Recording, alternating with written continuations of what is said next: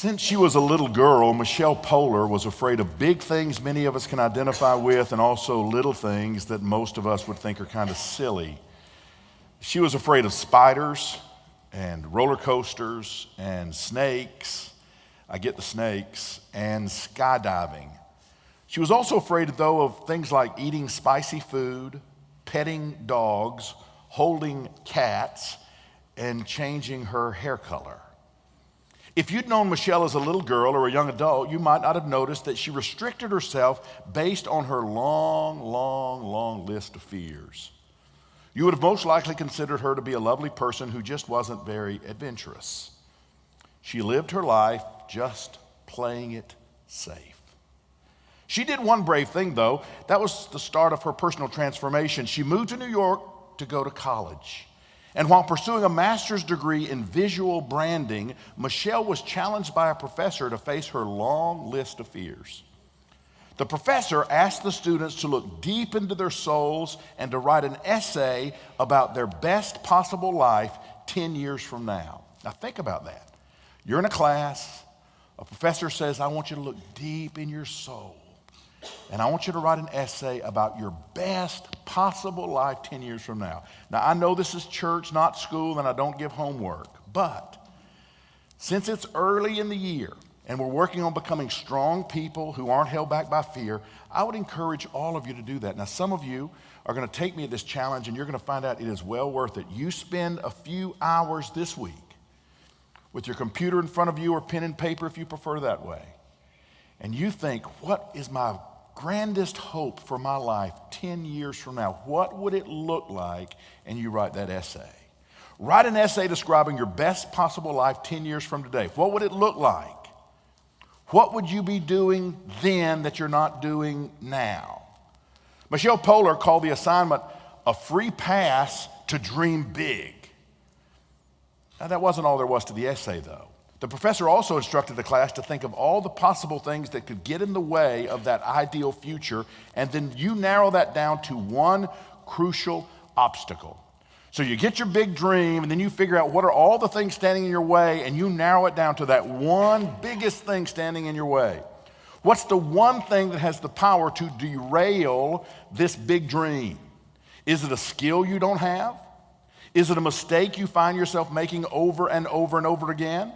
Is it something you're not doing that you'd have to start doing before the dream could become a reality? For Michelle Poler, that one crucial obstacle was fear. She knew she would never get near to her best possible life as long as she continued playing it safe. If she allowed herself to continue to choose comfort, she might have a good life, but it would not be the big, fulfilling life of her dreams. Given 100 days to complete the project, Michelle made a list of 100 things she was afraid to do, and then, and this is crazy, she started doing them. One a day.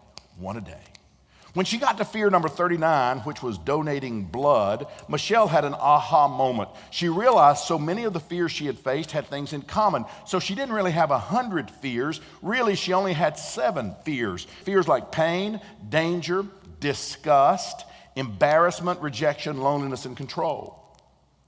By the time she marked number 100 off the list, Michelle had reprogrammed her tendency to react to situations by saying no thanks into this new way of thinking that said, let me try. Her story is very interesting. I was introduced to this story this week, and many of you, I want you to look her up. Michelle Poler, and look at a TED Talk Michelle Poler did, and it's interesting, and you'll be glad that you did. This is our third week to talk about fear, and I believe it's been very helpful to us.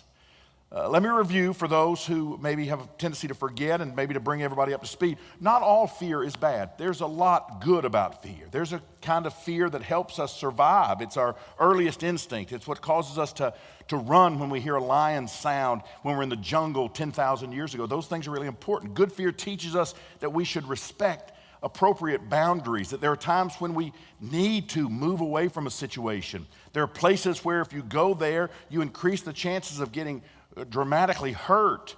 Good fear alerts us to these dangers. It keeps kids from touching hot stoves or going out too deep in the ocean and ignoring things like riptides.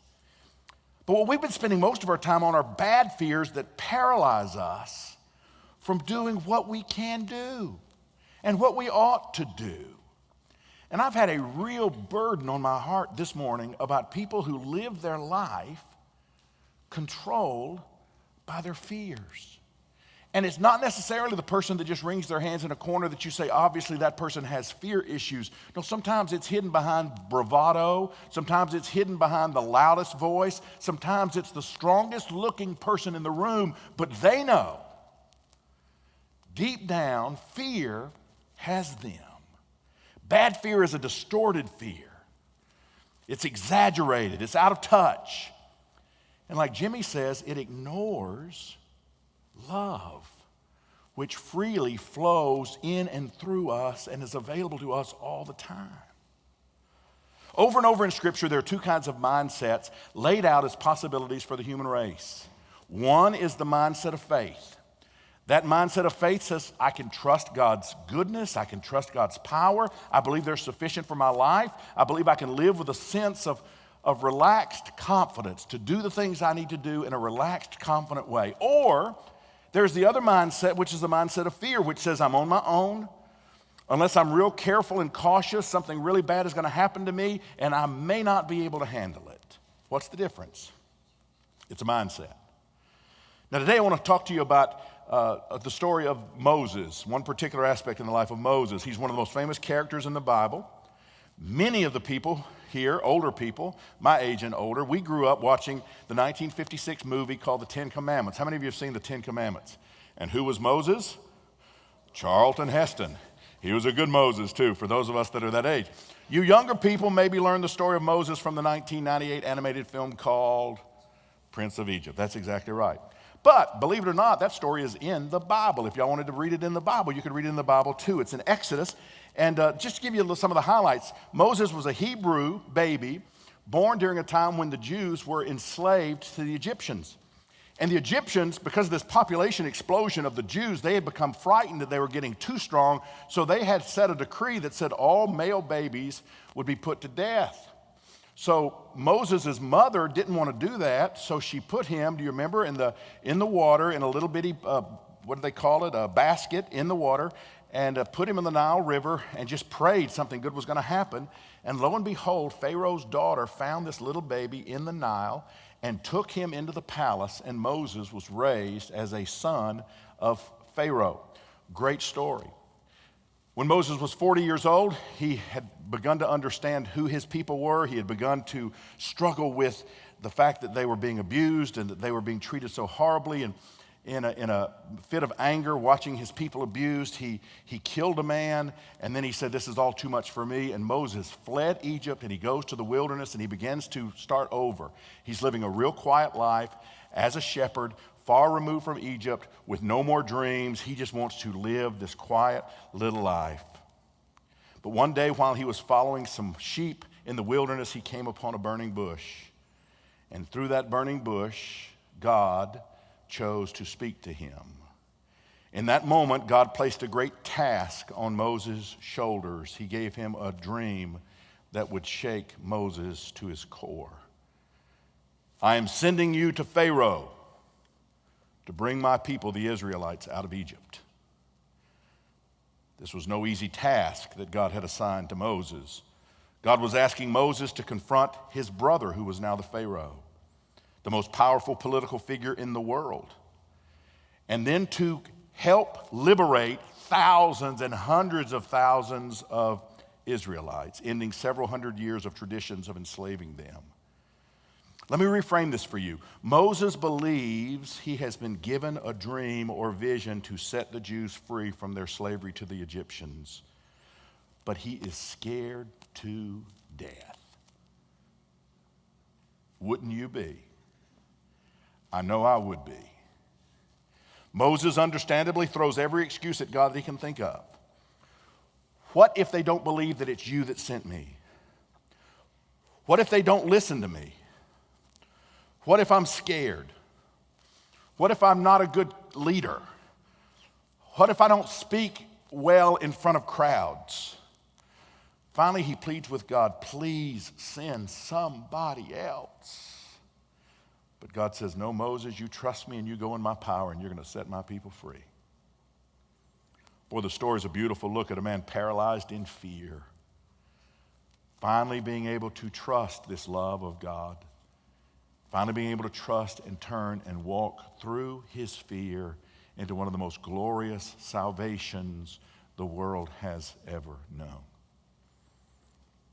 PhD Susan Jeffers, one of the leading authorities on fear, writes about 3 levels of fear. Now I want you to think about your fear, okay? Because if this is just talk, who cares? If you put yourself in the talk, then it can really matter. So you put yourself in the talk. Susan Jeffers talks about 3 levels of fear. The first level of fear she talks about is situation-oriented fear. And she divides it into 2 categories. One is things that just happen.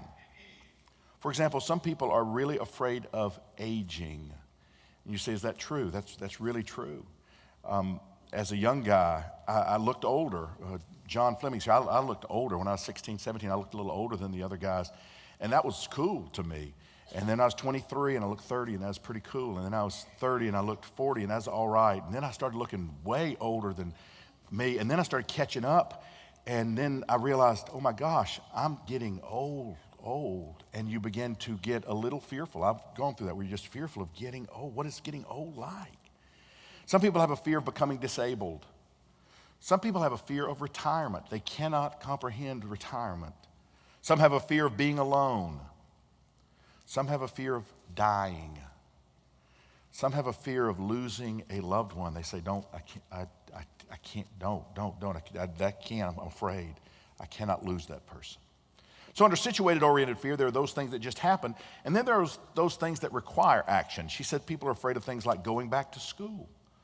And I've known people, they knew they needed to go get their diploma, or they needed to get their GED, or they needed to go to that graduate level class, they needed to finish something they started. They knew that, but they were just afraid.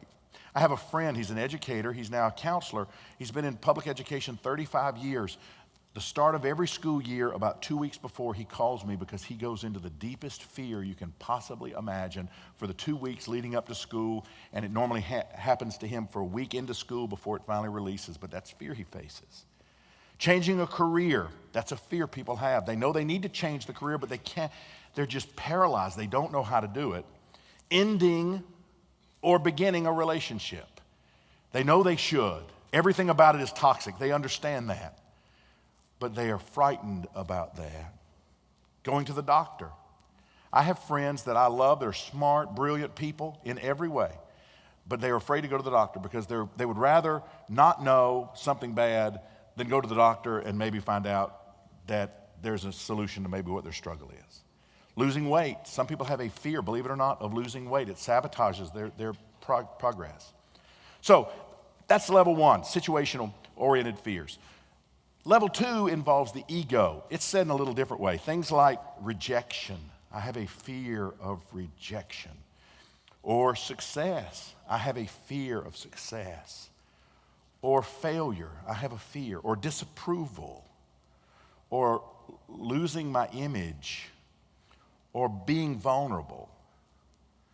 So Jeffers lays this out, and then she says, level 3 is the biggest fear of all, and actually is the real question behind every one of our fears. This is what she says it is. What if I can't handle it?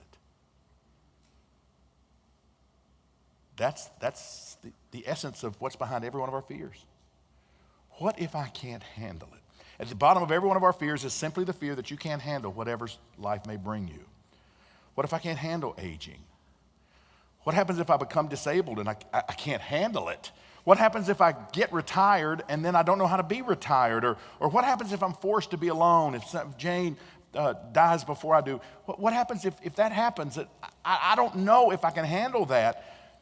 Or what if I go back to school and I don't know how to go back to school? Or what if I change careers but I don't know how to change that? I don't know if I can handle that. What if I go to the doctor and what if the doctor gives me some bad news? I don't know if I can handle that. Or those involving the ego. What if someone rejects me? I can't handle rejection. Or what if somebody thinks that my image is not what I have always wanted to portray it as? Or what if someone disapproves of me? All these things are the essence of where our fears come from. My study of fear confirms exactly what Susan Jeffers discovered. Our big issue underlying all of our fear is, what if I can't handle it. Tell you a story where I first began to realize this. I pastored 3 churches before I was 24 years old, all right? So I hit the blocks and fired out pretty fast. I also flamed out fast. I went through a divorce, and basically because of the theology as I understood it at that point in my life, thought because of divorce I was disqualified from ever being a pastor. Some people still believe that. That's fine. I totally get it. That's fine. So I just feel like God has told me that I'm supposed to be a pastor, but then because my life flames out at 24, I'm sitting on the sidelines and I'm not going to be a pastor.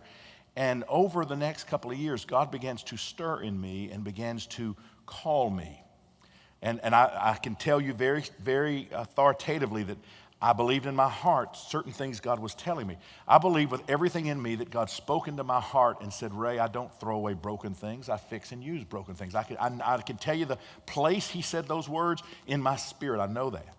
Then I know I can take you to the place where God said to me, Ray, you will be a pastor to people who do not have a pastor. And I've never doubted those words, never doubted those words. And then I can go to the place where God said, Ray, you are to start a church, and it will be a different kind of church, but you are the person for this. And then I began to do exactly what Moses did, exactly. Have you heard about my divorce? Because that's not good. That is like terrible. That is not good. I've flamed out, and I know I was young, but it doesn't matter. I flamed out, and God, you need to look around. This is not good.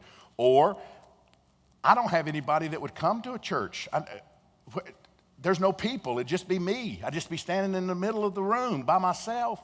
Or don't you have to have some money if you start a church? I don't have any money, nor do I know any people that have any money.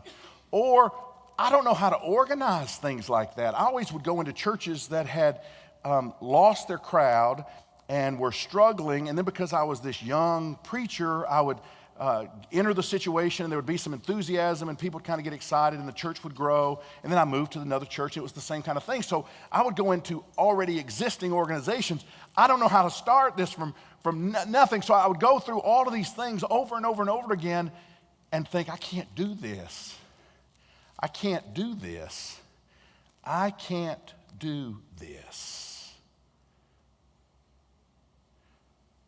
But finally, I realized I have to, because it wouldn't leave me alone. I knew that I was having this tug every day, and I knew I was going to have to do something. I had to do some work to get to the point. I tell you, if you can imagine kind of a slope up, that's when fear has you, everything is just a struggle. But once you reach that point where you say, I'm going to handle this, I'm facing this, it's almost like you come over the edge, and suddenly you begin to work on the solution side. And that's what began to happen. I began to work on the solution side. And some things began to happen for me. 2 things were very helpful in this whole process for me. One, there was something that had been placed in me from my father from my earliest childhood, but I had forgotten it. And that was the idea that I can learn some things that I need to know to move forward. Like I was paralyzed because I only had limited information. And so it's like, I don't know how to do what's over there. I don't know what that looks like. But my dad had taught me from the time I was a kid that I was smart. I was a learner. You can learn those things. And so I began to think, I guess I could learn what I need to know about starting a church. I guess I can learn those things. I guess I can learn how to invite people. I can learn those things. So that was important. But the other thing was this. There was this sense that God was with me, and I was going to be filled with his power and energy, and I was going to enjoy his favor along the way. And things that needed to happen were going to happen. And I finally came to the point where I believed that. In other words, whatever happens to me, given any situation, I can handle it. I can handle it. Can I tell you something? You can too. You can too. Whatever it is that has you locked up, whatever it is that you are so afraid of, you don't even know what you're going to do, you can handle it. You can handle it. God's love flowing through you, you can handle it. You can handle it. Failure? Guess what? Failure comes. I've had more failures than almost anybody I know. And that's not microphone talk. That is true talk. I have had failures. Guess what I have learned?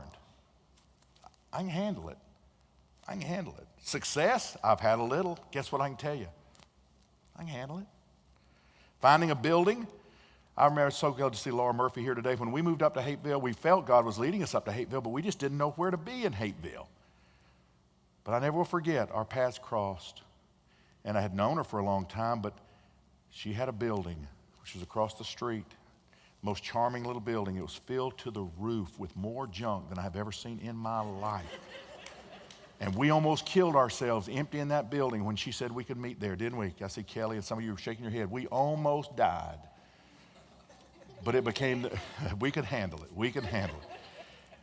And it's the most charming place, the most charming place. And then we outgrew that place. And it was amazing how a guy in our church that's no longer in our church, but he just knew the guy who owned this place, Don Jackson. And so we talked to Don Jackson, who was closing it down. I remember when he was closing it down. And he said, yeah, I'll rent it to you. In fact, we'll make it a rent to own kind of a thing. If you guys ever get strong enough that you want to buy it, then you can buy it. And we've discovered along the way, in every way, we can handle it. And you can handle it too. The Apostle Paul was in prison and he wrote some of the most immortal words in all of the Bible. Now this is a guy in prison, okay? So this is not, I've just bought my mansion and I've got my beautiful car in the driveway and we're planning our summer cruise and I'm doing so good and I just want to say praise to God. That's good, if that's you, that's good. No, Paul is in prison. And you remember what he said? In Philippians chapter 4, verse 13 on the screen, I can do all things through him who gives me strength. Would you say that with me, please? I can do all things through him who gives me strength. This is so important because if you want to live your best life, you have to be able to move through your fears. That's what I'm feeling this morning is a sense of emotion and pain because I know some of you are settling for a lesser life because of your fear. I really believe there are many in this place this morning who are stuck because fear stands in front of you and you don't know how to get to the other side, but you've got to get to the other side. I have realized that many settle for living their fears instead of living their dreams, and there's a huge difference there. You don't want to spend your life living your fears. You want to spend your life living your dreams. Don't let that be your story. Now, I heard an old story that illustrates this well. Heard this a long time ago. I like it. There once was a criminal who had committed a terrible crime, and he was sent to the king for his punishment.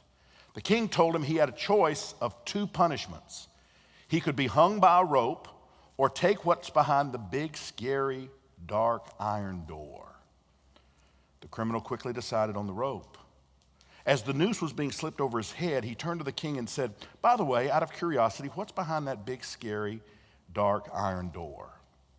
The king laughed and said, you know, it's funny, I offer everybody the same choice and nearly everybody picks the rope. So said the criminal, tell me what's behind the big, dark, scary iron door. I mean, obviously, I'm not going to tell anybody, pointing to the noose that's now around his throat.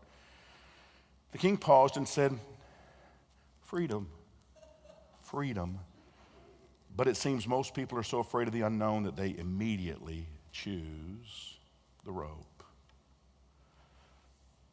Alan Watts, British philosopher and writer and speaker, says this, our lives are one long effort to resist the unknown.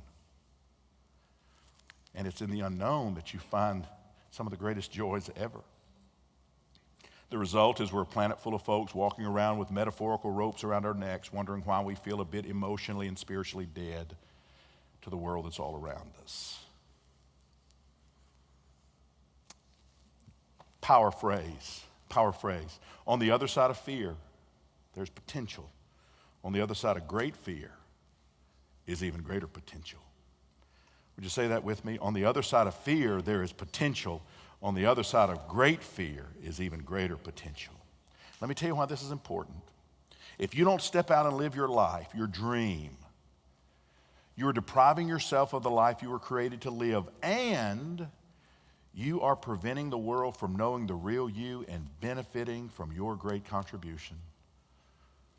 There are some things that need to be done in this world that would make this world a better place, but you have to have your Moses moment, and you have to walk through your fear, trusting in God's great love for you, or it won't get done. You have to say no to destructive fear. All of us have to. And that doesn't stop. We never get to a point where fear suddenly leaves us. No, if you are stretching, you will constantly be confronted with fear. I have walked through more fear the last 12 months than I have at any other time in my life. You say, you're afraid? I'm telling you, there are things that I'm walking through right now that are so fearful, but it's because I'm stretching into new areas of living. And at every new step, there's a fear of, what if I can't do this? And then there's the reminder, you can learn what you need to learn, and don't forget, God is with you always. And you can get through it. As long as you're stretching and growing, fear is going to rise up to try to prevent you along your path. One of my great heroes is Bill Hybels, pastor from Chicago. He said this: history is filled with men and women who said no to destructive fear, and they changed the world. But imagine if they had given into the paralyzing effects of fear. Just imagine. Imagine the Apostle Paul fearing resistance or rejection, choosing to stay home rather than to embark on his missionary journeys that took the message of Jesus to the known world. Can you see Paul saying, I don't know if I can do it. I don't know if I can do this. Imagine the Reverend Martin Luther King Jr. giving speeches filled with just gentle hints about the evils of segregation because he feared pushing too hard. I don't know if I can do this.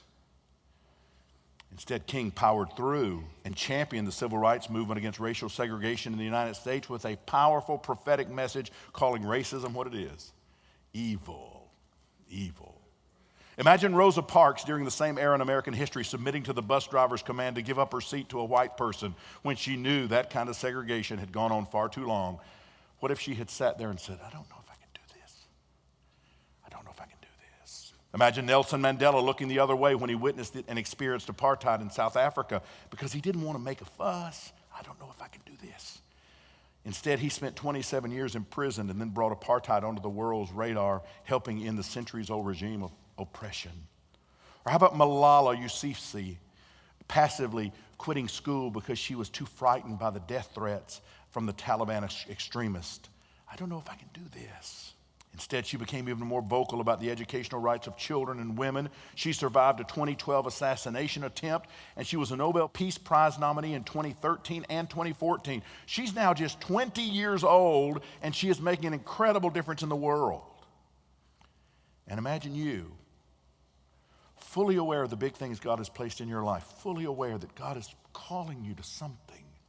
You know there are things you need to do, but because of fear, you're saying, I don't know if I can do it. I don't know if I can do it. Imagine. Moses learned that God was enough. God would be with him. God would give him all he needed to make it through. I have learned the very same thing over and over and over again. God is with me. He is with you. There's no need to let fear hold you back.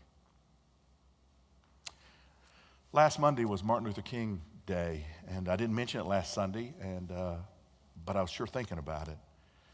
I want to tell you about a 6-year-old girl who was able to walk through fear in a most profound way.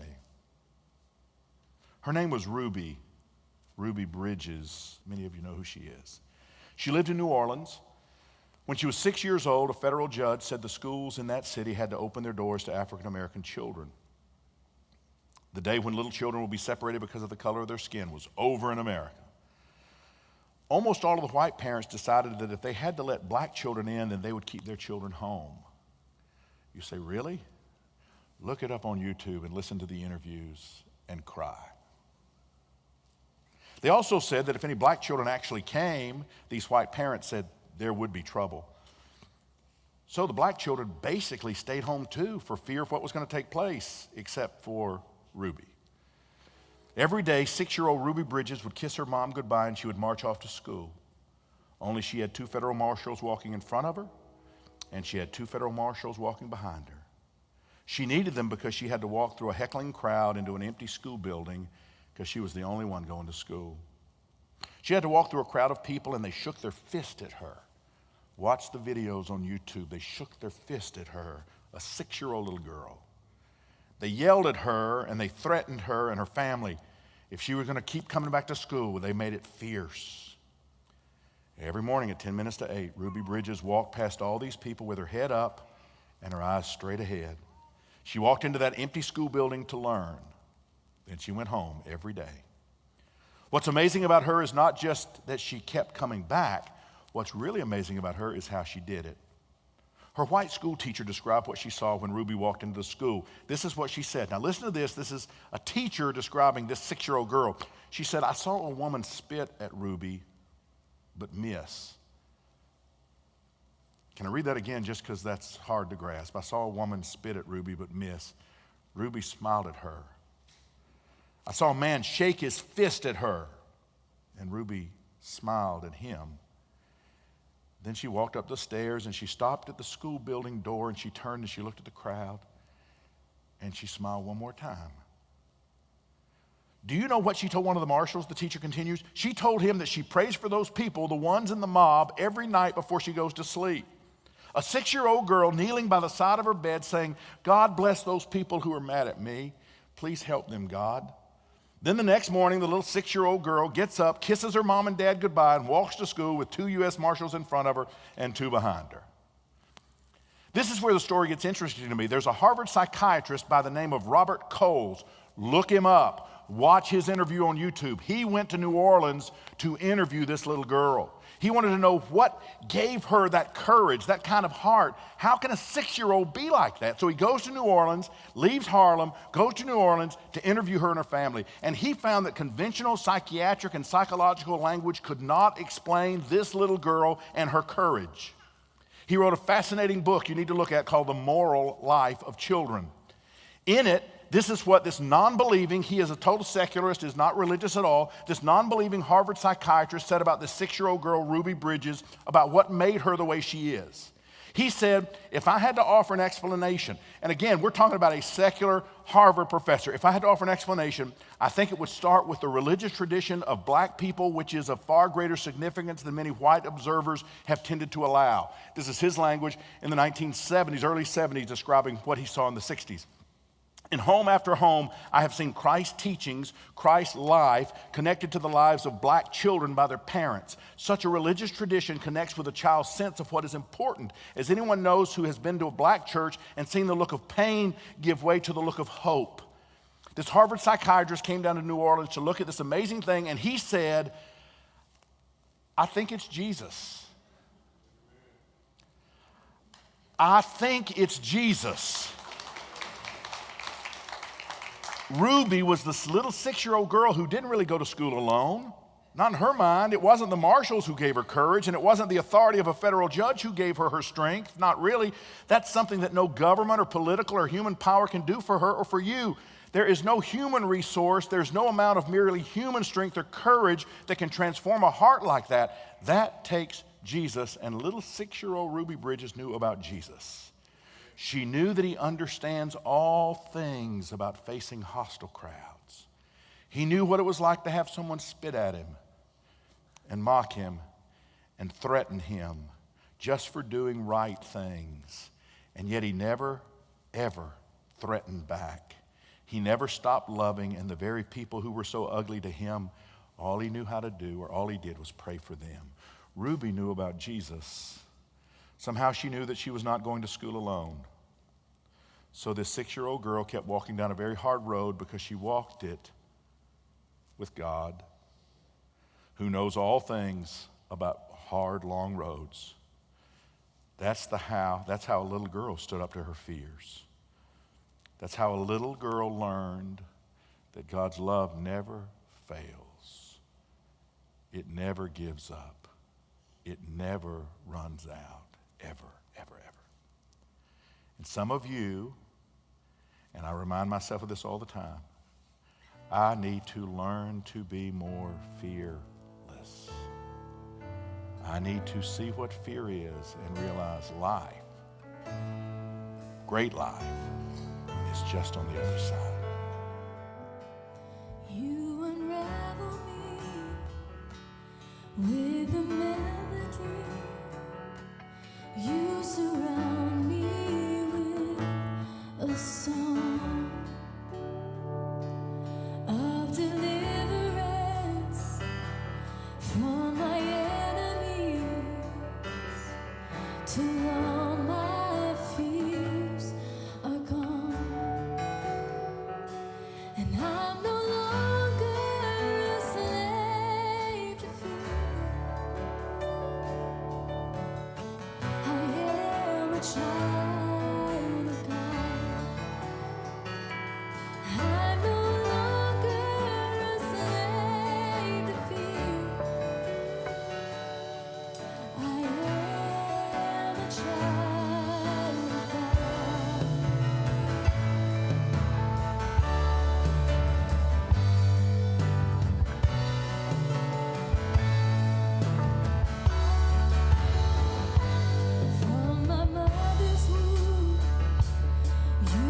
chosen me. Love has called my name. I've been born again into your family. Your blood flows through my veins, and I'm no longer a slave to fear. I am a child of God. I'm no longer a slave to fear. I am a child of God. I'm no longer a slave to fear. I am a child of God. I'm no longer a slave to fear. I am a child of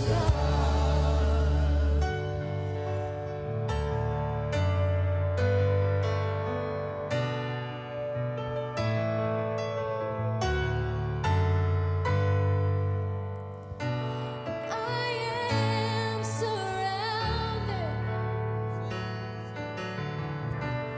by the arms of the Father. I am surrounded by songs of deliverance. We've been liberated of bondage.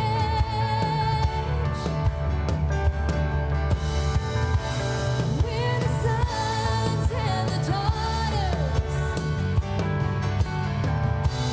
Let us sing our freedom.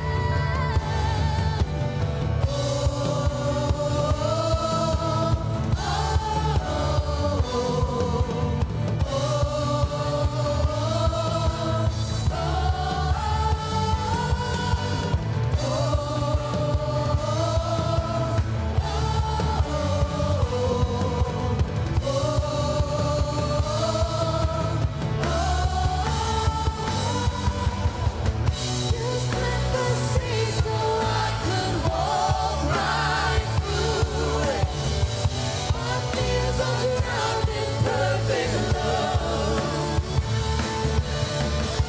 You rescued me so I could stand and sing.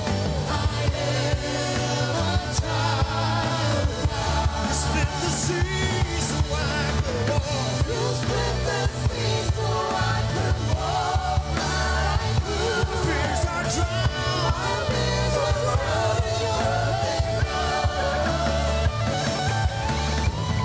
You rescued me so I could stand and sing.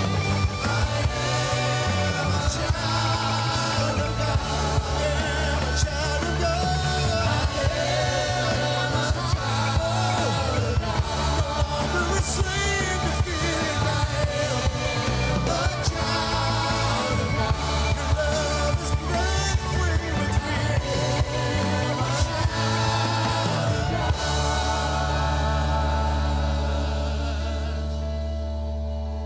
I'm no longer a slave to fear.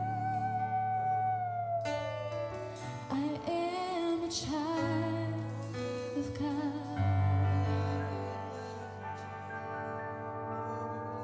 Yeah. Can you put your hands together this morning? You're a child of God. There is no fear. Father, we thank you for your love that casts away all fear.